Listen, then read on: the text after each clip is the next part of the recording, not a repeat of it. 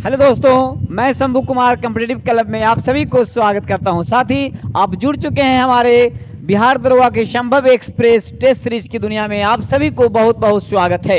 Test series की दुनिया में संभव एक्सप्रेस के साथ आपको याद रखना मेरे साथी, अब की बार ले लो स्टार। अब की बार ले लो स्टार के इस दुनिया में हम चलते हैं और देखते हैं टेस्ट सीरीज का आज का क्वेश्चन क्या है आपके लिए। तो आपके लिए जानते हैं कि प्रत्येक वीडियो का 50वां नंबर का क्वेश्चन मैं आप लोगों के लिए छोड़ता हूं मेरे साथी, और उसी तरह से ये 50वां नंबर आप लोगों के लिए छोड़ा हुआ है और आप इसका आंसर दिए होंगे। और बहुत सारे बच्चे इसका आंसर सही दिए हैं और कुछ लोग गलत भी कर दिए हैं। चलिए, तो कोई बात नहीं है, आंसर देखते हैं क्या हो सकता है। क्वेश्चन मैं पढ़ता हूं। प्यारे साथी, आप पर डे अगर आप देख रहे होंगे वीडियो, और अगर आप बिहार एएसआई का सेट प्रैक्टिस लगा रहे होंगे आप टेस्ट सीरीज, तो उसमें हमारा क्वेश्चन आपको जरूर मिल रहा होगा। और बिल्कुल वादे के साथ कह रहा हूं, अगर नहीं मिलता है तो आप फिर से सुनने का प्रयास कीजिए। मेरा वीडियो पर डे आप सुनिए, 50 क्वेश्चन आपको जरूर पर डे किसी न किसी सेट में 5 क्वेश्चन मिलता रहेगा और आपके एग्जाम का एक अच्छा आयाम दे देगा। तो चलिए दोस्तों, मिलते हैं हम 50 नंबर क्वेश्चन के साथ। यहाँ भारतवर्ष में जल है ना अधिनियम किस वर्ष धारित किया गया था? किस वर्ष जो है लागू किया गया था भारतवर्ष में जल अधिनियम? कह रहा है कि 1986 में, 1981 में, 1972 में या 1974 में। ये क्या लिखा गया है, ये गलत हो गया। चलिए कोई बात नहीं है, 1974 में इसका आंसर बिल्कुल सही है दोस्त। बहुत सारे लोग 74 आपका आंसर लगाए भी हैं, कुछ लोगों ने गलती कर बैठा है। चलिए कोई बात नहीं है। तो ये हुआ आपका 50वां नंबर क्वेश्चन पिछले वीडियो का। आज के वीडियो का, आज के सेशन का, ये आज के टेस्ट सीरीज का पहला क्वेश्चन ये रहा आपके स्क्रीन पे। क्या कहता है साथी क्वेश्चन, ध्यान देना है। कौन एक जंतु द्विलिंगीय हैं? एक ही जीव हैं और उसमें दोनों लिंग हैं, स्त्रीलिंग और पुल्लिंग। तो बताइए, जोंक, एस्केरिस, शहद की मक्खी या घरेलू मक्खी? कहता है कि जिस कौन ऐसे इसमें देख रहे हैं जंतु जो एक ही साथ दोनों अपने लिंग में रहते हैं, तो वो आपका जोंक हो जाएगा। याद रखना है, जोंक हो जाएगा। या जोंक ऐसा एक जीव है जो परजीवी है, ये अपना स्वावलंबन किसी दूसरे पर रह करके अपना जीवन को यापन कर लेता है ना। यह है आपका जोंक। और ये कैसे होता है? तो यह जंतु जो है द्विलिंगी है। चलिए, क्वेश्चन हुआ और अब अगला क्वेश्चन की तरफ बढ़ते हैं। और अगला क्वेश्चन ये रहा आपके स्क्रीन पे मेरे साथी। चलिए ठीक है, तो इनमें से कौन सा मॉस स्पीसीज नहीं है? फुनारिया, ये तो है जी। बारबुल्ला, ये भी है। पॉलीटैकम, ये भी है। देखिए, ये सब जितने हैं ये मॉस जो होते हैं ठंडे प्रदेश में पाए जाने वाले पादप, ये स्पीसीज नहीं है कह रहा है, मगर ये तीनों के तीनों है। तो इसका आंसर क्या होगा? इनमें से कोई नहीं, यानी विटामिन डी आपका ऑप्शन बिल्कुल सही जवाब हो जाएगा मेरे साथी।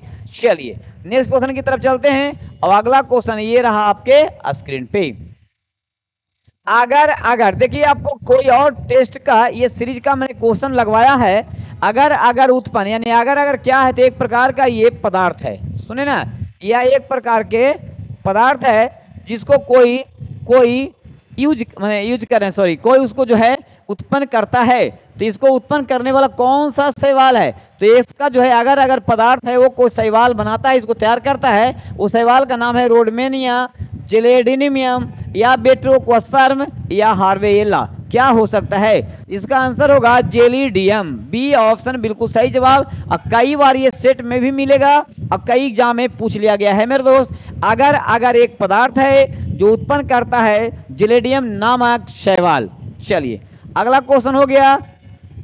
अगला क्वेश्चन आपका ये रहा स्क्रीन पे, है ना। 4 नंबर का क्वेश्चन है मेरे साथी। निम्न में कौन सा आनुवांशिक रोग नहीं है? आनुवांशिक रोग, देखिए वर्णांता तो आप लोग सब लोग जानते हैं कि ये रोग जो है आनुवांशिक है, और हीमोफीलिया भी ये भी आनुवांशिक है, और रजकहीनता ये भी आनुवांशिक है। अब पूछ क्या रहा है, कौन नहीं है? तो घेंघा रोग जो आयोडीन के कमी से होता है मेरे साथी, ये किसी का आनुवांशिक रोग में शामिल नहीं है। इसीलिए 4 क्वेश्चन नंबर का आंसर आपका ए बिल्कुल सही और सटीक हो जाएगा साथी। चलिए अगला क्वेश्चन देखते हैं। अगला क्वेश्चन आपका ये रहा स्क्रीन पे। कोशिकांग, जिसमें एक कोशिका में वायु श्वसन होता है। क्लोरोप्लास्ट में, राइबोसोम में, डिक्टियोसोम्स में या माइटोकॉन्ड्रिया में। तो देखेंगे यही कोशिका का एक अंग कोशिकांग है जिस कोशिका में वायु श्वसन होती है। वह देखिए आपका आंसर डी माइटोकॉन्ड्रिया बिल्कुल सही जवाब है मेरे साथी। चलिए आप जुड़े हुए हैं संभव एक्सप्रेस में और आपको जितना संभव हो उतने एक्सप्रेस की तरह आप क्वेश्चन पढ़ें और 4 ऑप्शन देखें और आप 5 सेकंड के अंदर में कोई ना कोई आंसर लगाएं जो आपको सटीक और सही बुझाता है। चलिए तो मिलता है आपको 5 सेकंड। ध्यान देना है, निम्न में से कौन सा जंतु परजीवी नहीं है? परजीवी जो दूसरे पर अपना जीवन स्वावलंबन नहीं करते हैं। तो देखिएगा मच्छर, फीता कृमि। अरे भैया तो मच्छर भी तो है जो दूसरे से, हम ही लोग से देखबे करते हैं, वो प्राप्त कर लेता है अपना भोजन। फीता कृमि ये भी जो है परजीवी है। और जोंक को मैंने अभी बता रहा था ये भी परजीवी है। यानी फीता कृमि भी एक ऐसे परजीवी है जो दूसरे जीव पर अपना स्वावलंबन के लिए आश्रित रहता है और किसी दूसरे जीव का हानि भी नहीं पहुंचाता है।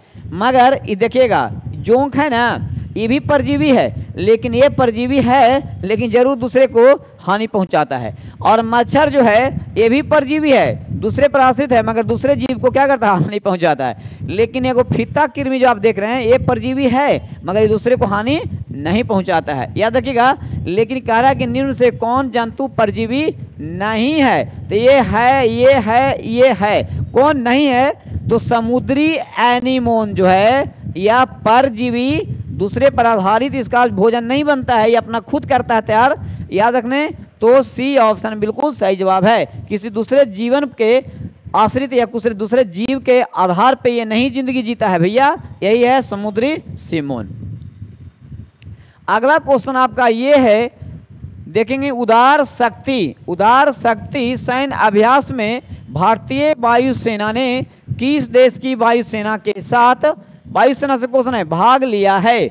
बताइए। मलेशिया, इंडोनेशिया, ऑस्ट्रेलिया और रूस। तो कह रहा है उदार शक्ति सैन्य अभ्यास, जरा ध्यान रखिएगा, उदार शक्ति सैन्य अभ्यास में भारतीय वायुसेना, कहने का मतलब हुआ कि भारत और किसके बीच में हुआ है? तो भारत और मलेशिया के बीच में हुआ है। याद रखिएगा क्वेश्चन बदल सकता है इस प्रकार से कि उदार शक्ति सैन्य अभ्यास किन 2 देशों के बीच में हुआ है? तो वो एक यहाँ से आपका भारत है और एक यहाँ से मलेशिया है। आंसर ए बिल्कुल आपका सही हो जाएगा। और ये हुआ है वायु, यानी कि मतलब कि वायु सेना के साथ में हुआ है, ध्यान रखना है। अगला क्वेश्चन आपका ये रहा स्क्रीन पे। 10 अगस्त 2024 को नटवर सिंह, हाँ जी तो मर गए, निधन हो गया, अधिक लिखा हुआ है निधन हो गया। वह एक प्रसिद्ध थे, क्या प्रसिद्ध हैं? माने ये क्या थे? वैज्ञानिक थे, राजनयिक थे, अभिनेता थे कि सेनाध्यक्ष थे? याद रखिएगा कि नटवर सिंह जो थे ये मनमोहन सिंह जब आपके यहाँ थे उनके शासनकाल में ये विदेश मंत्री भी रहे हैं नटवर सिंह, ध्यान रखिएगा। तब विदेश मंत्री रहे होंगे तो वो राजनयिक होंगे, इसका मतलब वो एक प्रिय प्रसिद्ध नेता थे, राजनेता थे, याद रखिएगा राजनयिक थे। बी ऑप्शन बिल्कुल सही जवाब हुआ मेरे साथी। अगला पॉइंट आपका ये रहा स्क्रीन पे, है ना। अगला क्वेश्चन कह रहा है साथी कि महिलाओं को वित्तीय सहायता प्रदान करने के लिए सुभद्रा योजना, कौन योजना? सुभद्रा योजना किस राज्य में शुरू की गई? आंध्र प्रदेश, ओडिशा, बिहार और गुजरात। सुभद्रा योजना जो चल रहा है मेरे साथी ध्यान रखिएगा ओडिशा में। कहाँ सुभद्रा योजना कहाँ चल रहा है मेरे साथी? तो ये चल रहा है ओडिशा में। एक ऐसा भी याद रखना है, अगले एग्जाम में आने के लिए बहुत तैयार है, बहुत तैयार है। आप कितना तैयार हैं वो देखना है। कहता है 1s² 2s² 2p6 3s² electronic विन्यास है। तो ये कहता है वाला कौन सा तत्व का नाम है?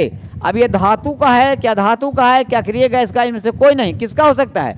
तो ये है मेरे दोस्त धातु का। इसलिए आपका ऑप्शन ए बिल्कुल सटीक और सही जवाब होगा। क्वेश्चन पढ़ रहे होंगे आप लोग, आंसर भी आप लोग लगा रहे होंगे। चलिए देखना ये क्वेश्चन क्या कहता है। क्वेश्चन है मेरे साथी, पढ़िए। लाइकेन है ना, जिसको यहाँ पे देखिए लिखा हुआ है किसके साथ सहजीवी है? लाइकेन जो है किन 2 जीवों के बीच में सहजीविता का कार्य करता है? शैवाल और ब्रायोफाइटा, अधिपादप और अंतःपादप, कहता है कि शैवाल और कवक, मौस और कवक, यही दोनों में से आपको आंसर उठाना है।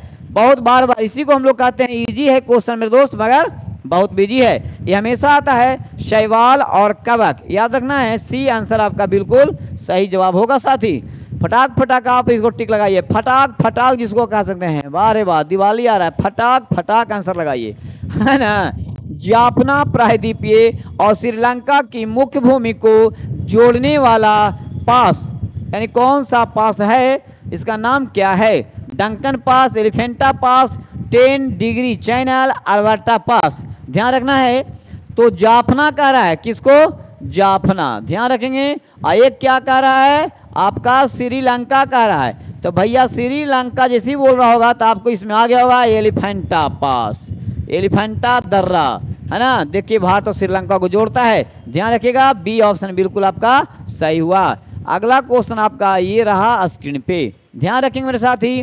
भारत के कोरोमंडल, भारत के कोरोमंडल, इसको कोरोमंडल कहते हैं और इसको मालाबार कहते हैं। इसको तटीय भाग में अगर कहा जाए तो 5 भागों में बांटा जाता है इस तट को, और इसको 4 भागों में बांटा जाता है। तो इधर वाला कोरोमंडल हुआ। अब कहता है कि भारत के कोरोमंडल तट पर सर्वाधिक वर्षा, सर्वाधिक वर्षा।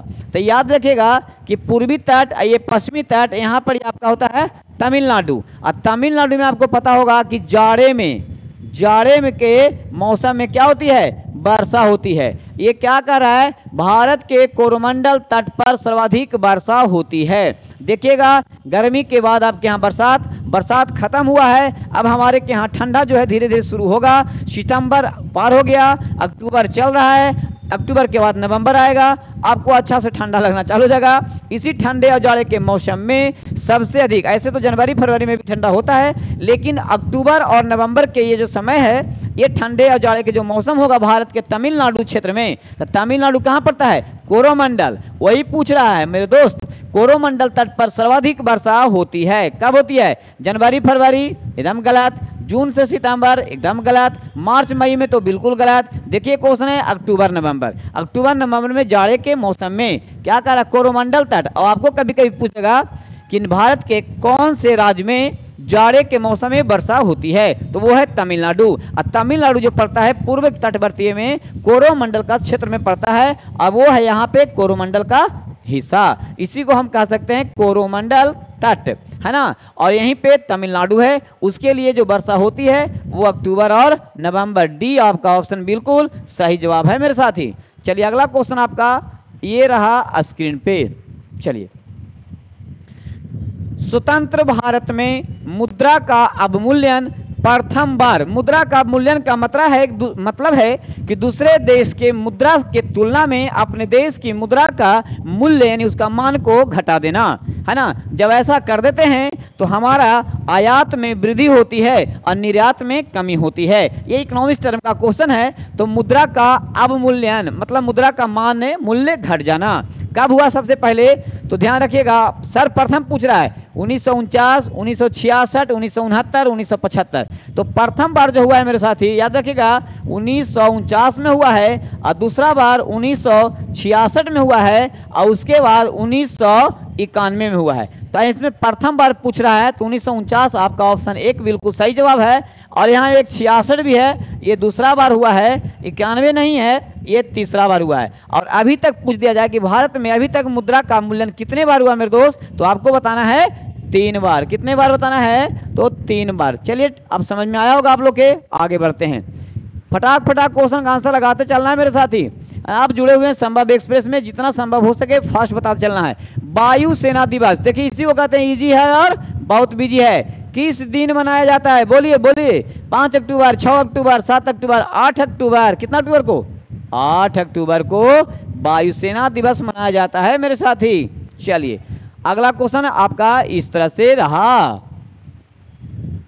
शेर शाह के मकबरे का निर्माण किसने करवाया? अब देखिएगा शासाराम बोलते हैं ना, शाहशाराम, पहले नाम था शाहशाराम, है ना, जिसको बोलते हैं अब सासाराम। क्या बोलते हैं? सासाराम। यानी अष्टभुजीय है। कैसा है? अष्टभुजीय है, पानी के तालाब के जो है बीच में है। शेर शाह का मकबरा जो है कौन बनवाया था? शेर शाह।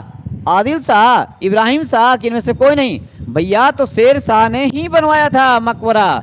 ऑप्शन ए बिल्कुल सही जवाब। अगला क्वेश्चन आपका ये रहा मेरे दोस्त। देखिए अगला क्वेश्चन क्या कहता है आपके लिए। तो लेसन्स लाइफ टाउट मी अननोइंगली किसकी आत्मकथा है? शीला दीक्षित, अरविंद केजरीवाल, अनुपम खेर, कुमार विश्वास। देखिएगा ये जो भी है ये अनुपम खेर का ये लिखी गई आत्मकथा है। नाम पढ़ते हैं, लेसन्स लाइफ टाउट मी अननोइंगली किसकी आत्मकथा है? तो अनुपम खेर की है। चलिए आंसर आगे बढ़ते हैं, क्वेश्चन भी आगे बढ़ते हैं।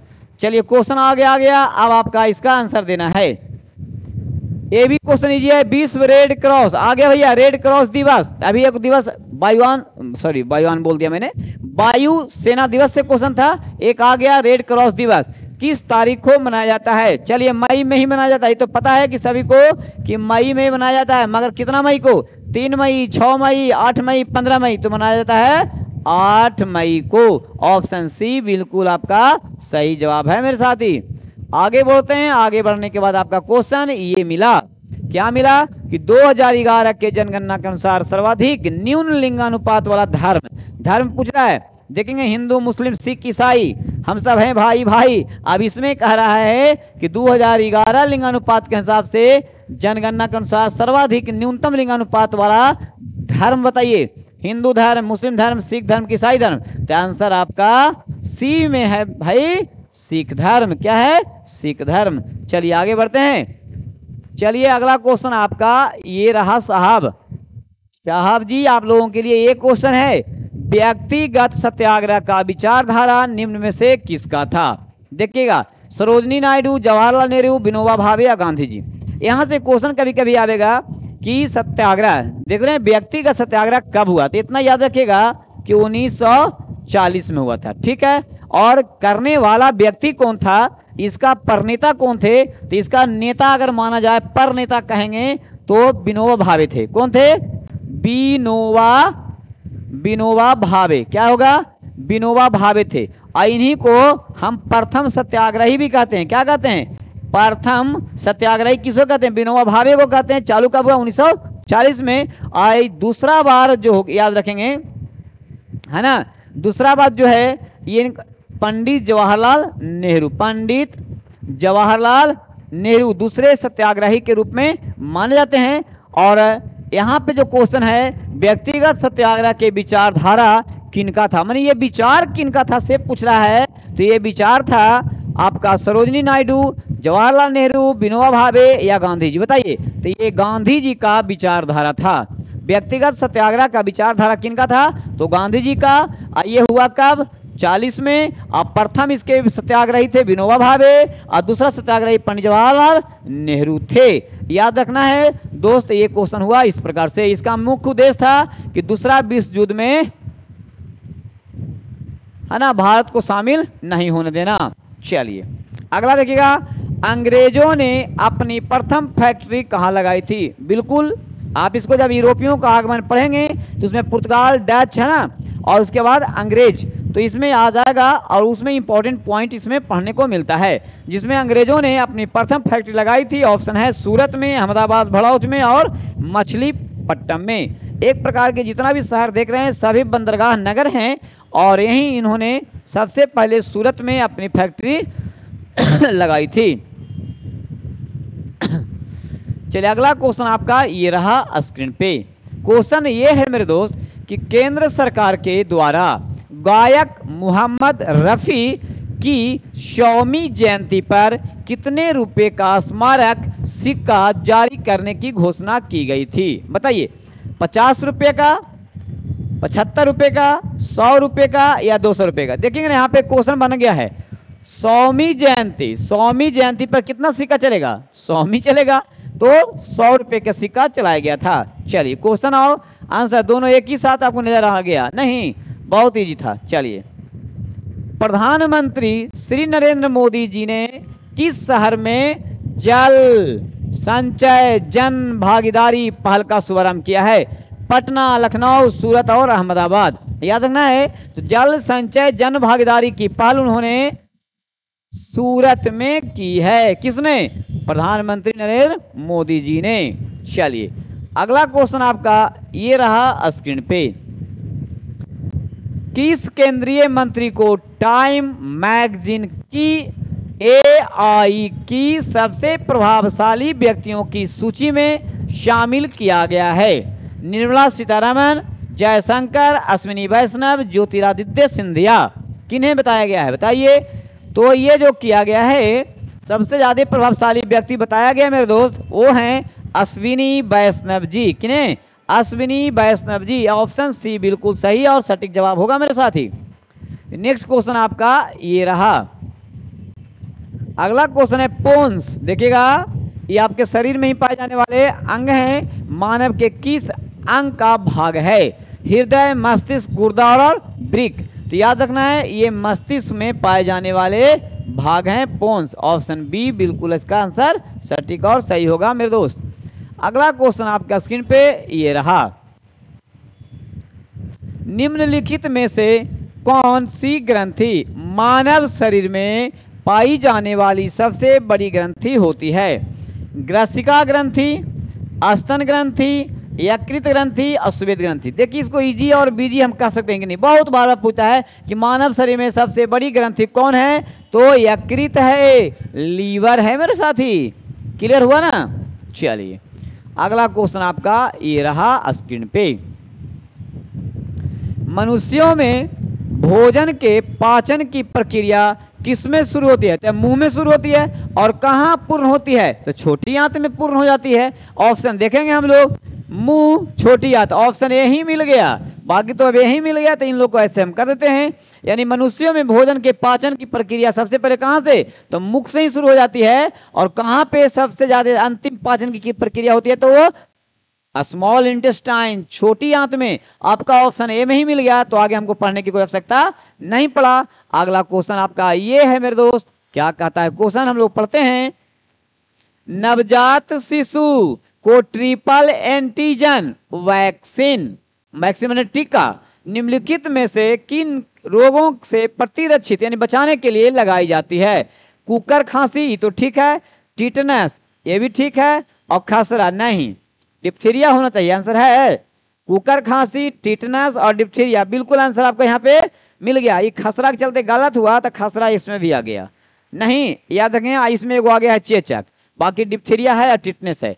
तो याद रखिएगा बी ऑप्शन बिल्कुल सही जवाब है। ट्रिपल एंटीजन कहते हैं इसको, कुकर खांसी, टिटनेस और डिप्थीरिया, इसी के लिए लगाई जाती है नवजात शिशु को ट्रिपल एंटीजन वैक्सीन। चलिए अगला क्वेश्चन आपका ये रहा। किसी स्थान की जलवायु को प्रभावित करने वाला सर्वाधिक महत्वपूर्ण तत्व है? भैया कह रहा है कि कारक कौन है? तो 6 से 8 कारक इनके होते हैं, लेकिन सबसे प्रमुख पूछ रहा है, इसमें देखिए लिखा हुआ है। तो समुद्र तल से इसकी ऊंचाई, उसका देशांतर, समुद्र तल से उसकी दूरी, उसका क्षेत्रफल। देखिए सब में हल्का हल्का कुछ न कुछ डिफरेंसेस होते हैं, और लगता है कि क्वेश्चन सब सही है, लेकिन क्वेश्चन का ये पैटर्न है कि सर्वाधिक महत्वपूर्ण तत्व इसमें से कौन है? तो इसका आंसर है ऑप्शन ए बिल्कुल सटीक जवाब है, समुद्र तल से इसकी ऊंचाई सर्वाधिक महत्वपूर्ण तत्व है। चलिए अगला क्वेश्चन आपका ये रहा। चलिए क्वेश्चन पढ़िए, आंसर लगाइए। भूपर्पटी का वह खंड जो अपनी स्थिति में ही रहा हो, जबकि इसका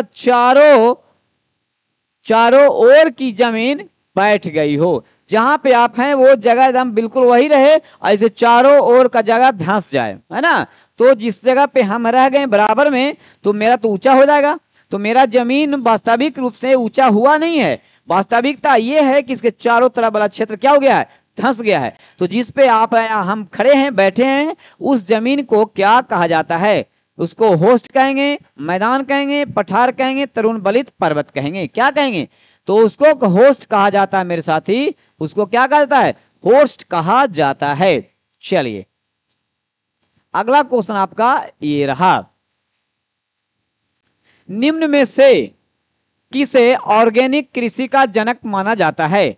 अल्बर्ट हॉवर्ड को, विलियम गैडक को, नॉर्मन डी बोरलॉग को, एम एस स्वामीनाथन को। तो कितना अच्छा दिया है, ये दोनों हैं, लेकिन पूरे विश्व में हरित क्रांति के जनक के रूप में, और ये भारत में हरित क्रांति के जनक के रूप में। ये कृषि से संबंधित नहीं है, और ऑर्गेनिक कृषि से संबंधित आपका अल्बर्ट हार्वर्ड को माना जाता है। यानी 31 नंबर क्वेश्चन का ऑप्शन ए बिल्कुल सही जवाब। चलिए अगला क्वेश्चन देखिए, ये रहा आपके स्क्रीन पे। क्वेश्चन है, इरावदी नदी को निम्न में से किस देश का जीवन धारा कहा जाता है? तो देखिए भैया, इरावदी नदी कहाँ बहती है? तब सबसे पहले याद होना चाहिए, इरावदी नदी जो है वो म्यांमार में, कहाँ? म्यांमार में बहती है, याद रखना है, समझ नहीं, इतने याद रखना है कि इरावदी नदी कहाँ है भैया? तो ये म्यांमार में नदी है। अब आप कमेंट में करेंगे एक प्रमुख नदी और है जिसका नाम आप बताएंगे। मैं ऑफलाइन की क्लास में बच्चों को कई बार बताया है, तो बताएंगे कि म्यांमार में बहने वाली दो प्रमुख नदी में एक तो पूछ दिया इरावदी नदी, और दूसरा नाम क्या है जो आप कमेंट में बताएंगे मेरे साथी। और कहता है कि किस देश का जीवन रेखा है? तो जीवन धारा है, तो आप जब जानबे करते हैं कि ये म्यांमार में है, तो ऑप्शन सी आपका म्यांमार ऑप्शन बिल्कुल सटीक और सही होगा मेरे दोस्त। चलिए अगला पॉइंट देखना ये है, क्या कहता है? बड़ा इजी क्वेश्चन आ गया है, बिहार से संबंधित क्वेश्चन है। ये हमेशा बिहार से जो भी संबंधित क्वेश्चन आते हैं, बीपीएससी हो, बिहार पुलिस हो, बिहार दरोगा हो, बिहार एसआई यानी बिहार एसएससी वगैरह वगैरह, वो सब में पूछ लिया जाता है क्वेश्चन। देखिएगा, पटना गोलघर की स्थापना किसने की? याद रखिएगा, पटना गोलघर की स्थापना, ये जो काम शुरू हुआ था ये 1784 में हुआ था। अब बन के जो तैयार हुआ था ये 86 में तैयार हुआ था, इतना तो ध्यान रखना है। और इसका इंजीनियर जो है, बनाने वाला व्यक्ति कौन है, वो पूछ रहा है कि पटना गोलघर की स्थापना किसने की थी? तो जॉन गॉस्टिन, विलियम टेलर, बेकहम और विलियम फ्रैंक, ये तीनों में से कोई नहीं थे मेरे साथी। जॉन गॉस्टिन एक महान इंजीनियरिंग करके ये आए थे, ये ब्रिटेन के आदमी थे। जॉन गॉस्टिन ने ही पटना के गोलघर की स्थापना किया था। इसका बनाने का काम 1784 में है ना, और 86 में ये बन करके तैयार हो गया था। और मेरे ख्याल से ये जो है कॉर्नवालिस के समय में बनाया गया था, और ये जो है अनाज रखने के लिए बनाया गया था, याद रखना है। चलिए ठीक है, और इसको जो है राजकीय संरक्षण प्राप्त हुआ है और स्मारक के रूप में 87 में, याद रखिएगा, मान्यता मिली है। चलिए अगला पॉइंट है, वर्ष 1969 में इनमें कौन सी घटना नहीं हुई है? तो आपको याद रहना चाहिए ना कि 1969 में क्या क्या हुआ है, कौन सी घटना देखिए पूछ रहा है, नहीं हुआ है। तो राजधानी एक्सप्रेस का शुभारंभ हुआ था कितना में? 69 में, कि नहीं हुआ था? तो जानते हैं गांधी जी का जब 100वां वर्षगांठ जन्म उनका जो मनाया गया था, उसमें आपका राजधानी एक्सप्रेस का शुभारंभ किया गया था। इसका मतलब ये वाला 1969 में हुआ था। दूसरा है इसरो का गठन, बिल्कुल सही जवाब। इसरो का गठन भी आपका 1969 में हुआ है, मतलब कि पहला भी हुआ है और दूसरा भी हुआ है। और अगला पढ़ते हैं, मानव का चंद्रमा पर पहुंचना, नील आर्मस्ट्रांग 1969 में ही गए थे। तब बिल्कुल सी भाई इसका आंसर हो रहा है, लेकिन कह रहा है कि कौन सी घटना नहीं घटी है? एनसीईआरटी का गठन। भैया एनसीईआरटी का गठन 69 में नहीं हुआ है, इसीलिए आंसर आपका डी ही सही होगा। और ये हुआ था 1961 में, बिल्कुल आपका सटीक और आंसर सही है डी। एनसीईआरटी का गठन 1961 में हुआ। यहां पूछ रहा है कौन नहीं हुआ, इसीलिए डी आंसर बिल्कुल सही जवाब।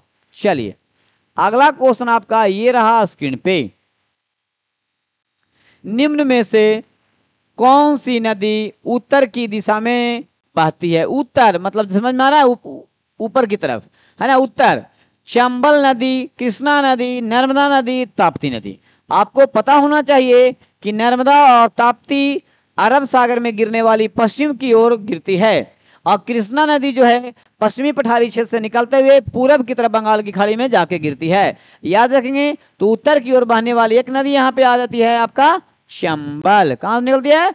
चंबल नदी, ध्यान रखना है। चलिए अगला क्वेश्चन है मेरे दोस्त, मोनोजाइट, देखिएगा मोनोजाइट किसका अयस्क है, बहुत बार बार पूछता है, कई एग्जाम में ये पूछ लिया गया है।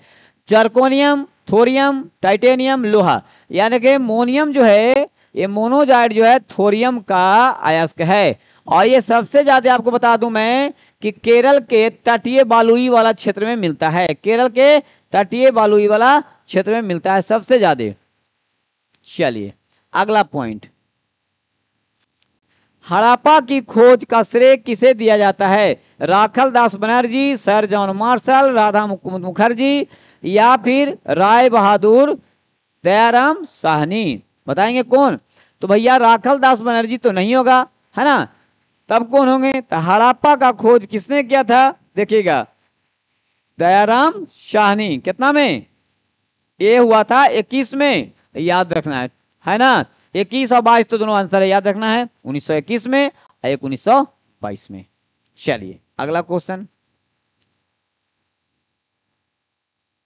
क्या क्वेश्चन है अगला, ये देखना है।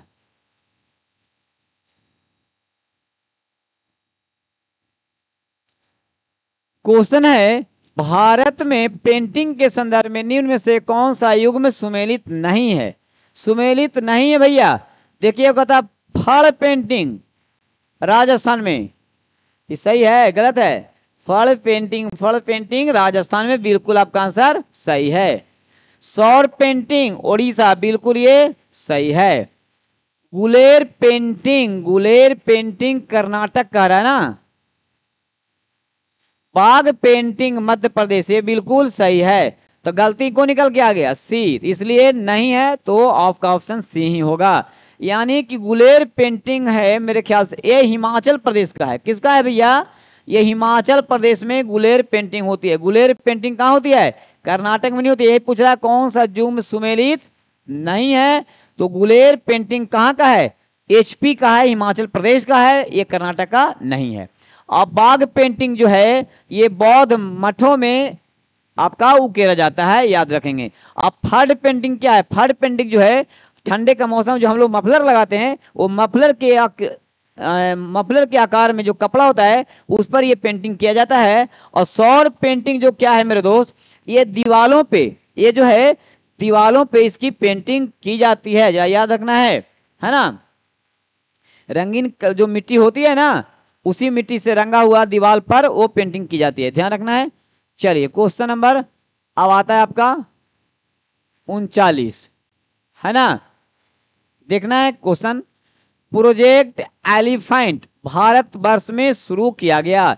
यहां से दो क्वेश्चन जो है, एक एलिफेंट से एक टाइगर से, याद रखना है, बार बार आता है। तो प्रोजेक्ट एलिफेंट भारत में कब शुरू किया गया, 1972, 1985, 1992 और 1973, याद रखना है।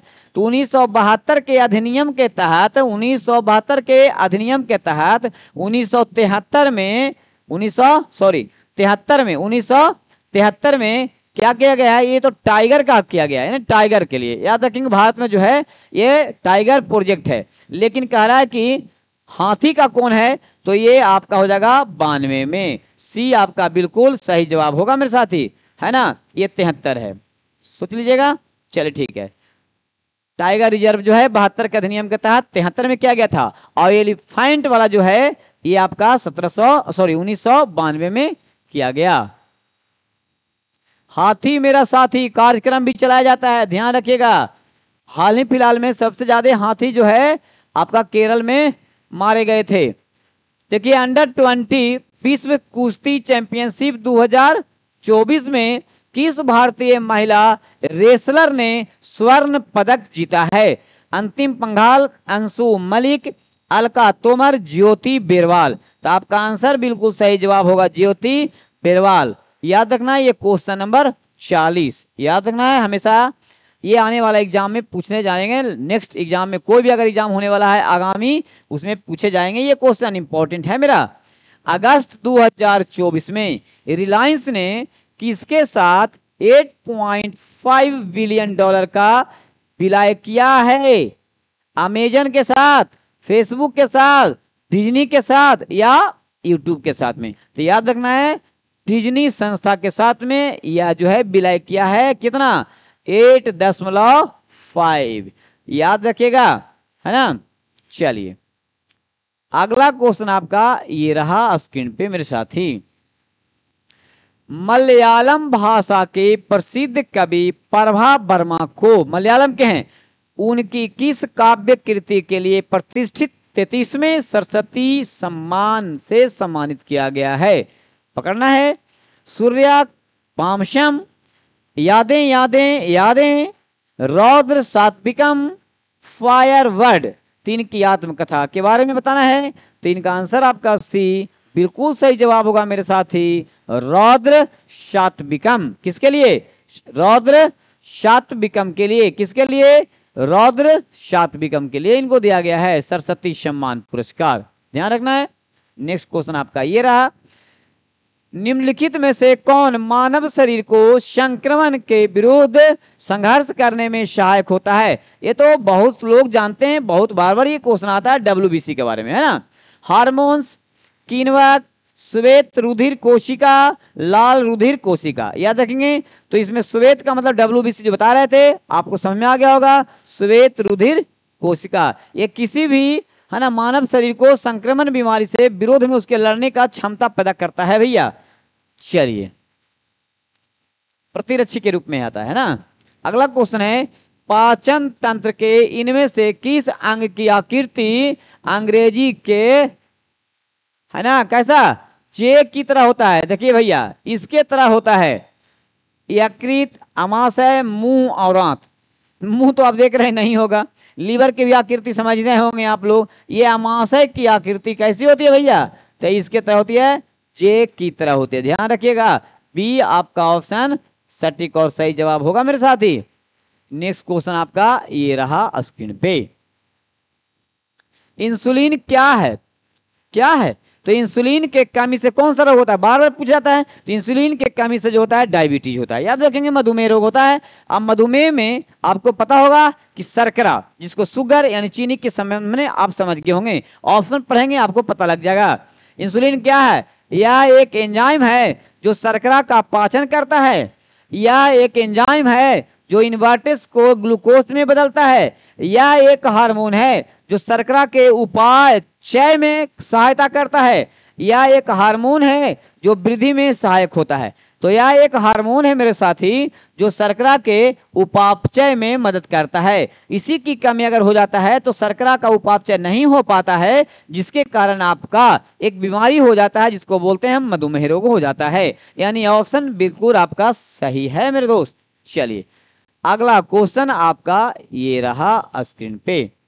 चलिए ऑक्सीजन, ऑक्सीजन की उपस्थिति में ग्लूकोज के कार्बन डाइऑक्साइड एवं जल में ऊर्जा विमुक्त होने के साथ पूर्ण रूपांतरण होने को क्या कहते हैं? वायु श्वसन, अवायु श्वसन, ग्लाइकोलाइसिस, जल अपघटन। जैसे यहाँ ऑक्सीजन की उपस्थिति समझ में आ रहा होगा तो आपका आंसर आपका वायु श्वसन भी समझ में आ जाना चाहिए। आपका ऑप्शन ए बिल्कुल आपका सटीक और सही जवाब होगा मेरे साथी। क्लियर, समझ पा रहे होंगे। नेक्स्ट क्वेश्चन आपका ये रहा स्क्रीन पे। क्वेश्चन पढ़िए। निम्नलिखित में से किस वनस्पति में पादप काय को जड़, तना और पत्तियों में विभेदित, मतलब ऐसा पादप है कि कौन इसका जड़ी है, किधर तना है, किधर पत्ती है, हम विभेद नहीं कर पाते हैं, तो वो नहीं किया जाता है। देवदार, भाई देवदार तो का जो पौधा जड़ी, तना, पत्ता, है ना। मार्सिलिया, ये सब हिमालय क्षेत्र में पाए जाने वाले पादप हैं, है ना। मरणांग, ये भी हिमालय क्षेत्र में प्राप्त होते हैं। और कारा, देखिए कारा भी तो है, वैसी तरह के पादप हैं, मगर ये एक ऐसा है जिसका इतना छोटा और संकीर्ण, पतला दुबला नहीं हो, मतलब इसमें जड़ी, तना, पत्ता कुछ होता ही नहीं है ना। काई को देखें, काई, अगर कहीं काई लगल मिलेगा तो उसको भी देखिएगा तो उसमें भी जड़ कने, तना कने, पत्ता कने, शाखा कने, कुछ पता नहीं चलता है ना। एक जो है इस प्रकार से कारा भी जो है एक ऐसे पादप हैं, ये पादप काय हैं जिसका तना और पत्ती में विभेदित हम नहीं कर पा सकते हैं। इसीलिए विटामिन डी यानी डी आपका ऑप्शन बिल्कुल सही जवाब है मेरे साथी, है ना। चलिए अगला क्वेश्चन आपका ये रहा स्क्रीन पे। जब राजीव गांधी ने प्रधानमंत्री पद की शपथ ली थी उस समय भारत के राष्ट्रपति कौन थे? अच्छा क्वेश्चन है, बहुत अच्छा क्वेश्चन है जी। Giani Zail Singh, R Venkataraman, Shankar Dayal Sharma, N Sanjiva Reddy. कौन हो सकते हैं? नीलम संजीव रेड्डी, एन संजीव रेड्डी का मतलब जब राजीव गांधी प्रधानमंत्री पद की शपथ लिए थे उसमें भारत के राष्ट्रपति मेरे दोस्त ज्ञानी जैल सिंह थे। आपका 48 नंबर क्वेश्चन का ए बिल्कुल ऑप्शन सटीक और सही होगा मेरे साथी। चलिए अगला क्वेश्चन आपका ये रहा, सेकेंड लास्ट नंबर का क्वेश्चन आपका ये है मेरे साथी। भारत सरकार ने अब करा वर्ष, यहाँ पे चूज करना है कितना में राष्ट्रीय ग्रामीण रोजगार गारंटी अधिनियम में पूर्व पद के रूप में किसको लाया था? एमजी जोड़ा था। नरेगा और मनरेगा आप लोग समझ रहे होंगे, याद रखेंगे तो 2012, 2008, 2007 और 2009 ये जो है एमजी जब शब्द जोड़ा गया था तो ये आपका 2009 में जोड़ा गया था, याद रखना है ना। नरेगा से मनरेगा कर दिया गया, ध्यान रखना है। इसका डी ऑप्शन बिल्कुल आपका सही होगा। नेक्स्ट क्वेश्चन आपका क्या है मेरे दोस्त? तो नेक्स्ट क्वेश्चन आपका ये रहा स्क्रीन पे 50 नंबर का क्वेश्चन। और 50 नंबर का क्वेश्चन मैं प्रत्येक वीडियो में आप लोगों के लिए छोड़ा करता हूं और वो 50 नंबर क्वेश्चन मैं पढ़ देता हूं। ऑप्शन आप लोग देखें, क्या इसका आंसर होगा कमेंट बॉक्स में लगाएंगे। A better India, a better world नामक पुस्तक के लेखक कौन है? ये करंट क्वेश्चन है, आगामी किसी भी एग्जाम में बहुत मददगार साबित होगा। ये तैयार है आने के लिए, आप कितना तैयार हैं ध्यान रखना है। करा है गुरचरण दास, रतन टाटा, एन आर नारायण मूर्ति या शशि थरूर। कौन होंगे इसके आंसर? आप कमेंट बॉक्स में इसका आंसर जरूर करेंगे साथी। और तब तक मैं विदा लेता हूं इसी 50 नंबर क्वेश्चन के साथ में। अगले नेक्स्ट वीडियो में फिर मिलूंगा 50 क्वेश्चन के साथ में। जय हिंद मेरे दोस्तों, जय हिंद।